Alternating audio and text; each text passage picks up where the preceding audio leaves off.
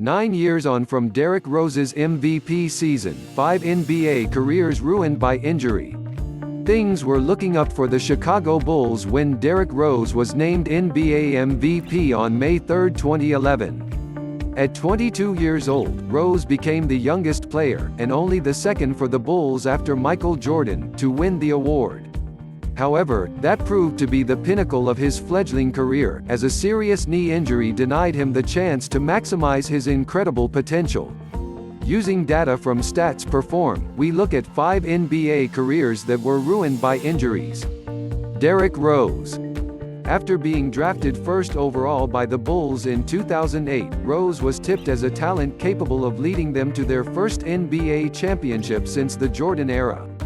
He was named Rookie of the Year and earned MVP honors in the 2010-11 season after averaging 25 points, 7.7 assists and 4.1 rebounds per game.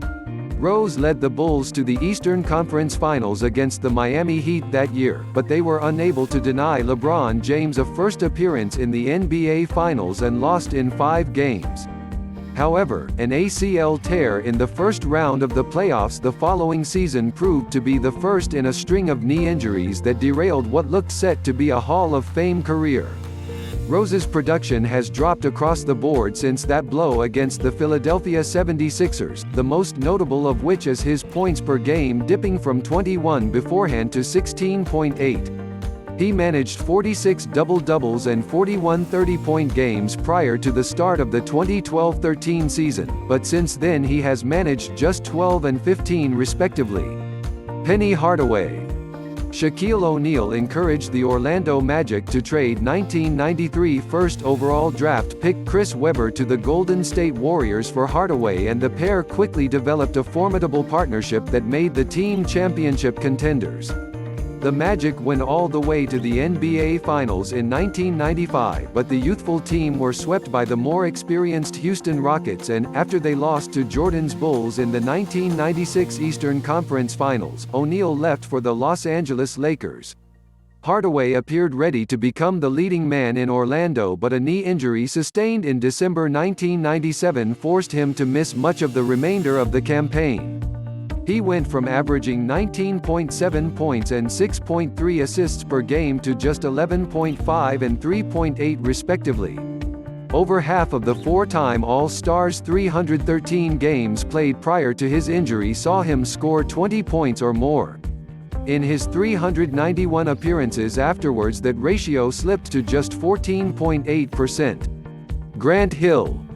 Two-time NCAA champion Hill entered the NBA surrounded by plenty of hype, and he quickly established himself as a force in the league after being taken third overall by the Detroit Pistons in 1994.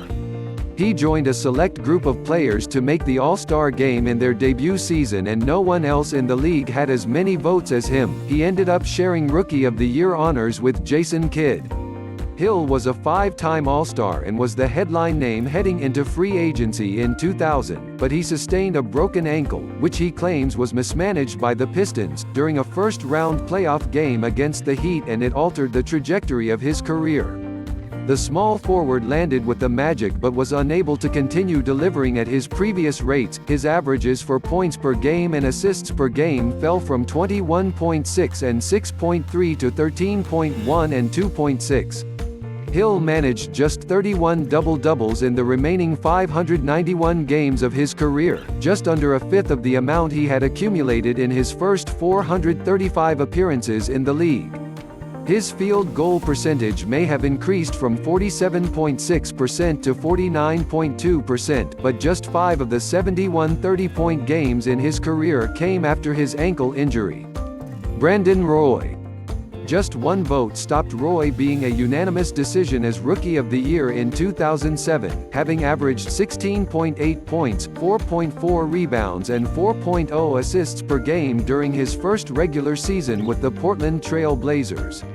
He earned a 4-year, maximum salary contract in August 2009 and made his third All-Star appearance that season, but following surgery on a meniscus tear in his right knee, he had also previously had a procedure for a cartilage issue in his left knee. In April 2010 his career went south.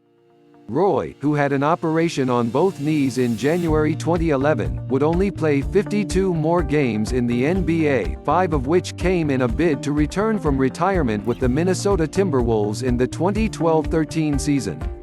In that period his points, assists and rebounds per game almost halved: points 20.2 to 11.6, assists 5.0 to 2.9, rebounds 4.6 to 2.6. Roy managed just one more double-double and 10 20-point games, having had 18 and 153 prior to the start of the 2010-11 season. Tracy McGrady.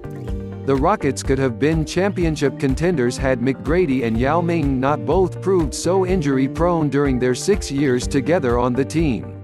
Despite an impressive start to life with the Rockets in 2004-05, back spasms sidelined McGrady for extended spells in the following 2 seasons. The 7-time All-Star had painkilling injections to help ease knee and shoulder ailments ahead of the 2007-08 playoffs, but for the second straight season he was unable to guide Houston past the Utah Jazz in the first round. McGrady's production fell off a cliff from the start of the following campaign. From scoring an impressive 22.4 points per game he slipped to just 8.7. He only had one more 30-point game in the rest of his career, having had 205 beforehand. As his career petered out at the New York Knicks, Pistons, Atlanta Hawks and San Antonio Spurs, a short stint with the latter coming after a spell in China, McGrady went from a ratio of scoring 20 points every other game to doing so once in every 10 appearances. However, he still earned a spot in the Hall of Fame.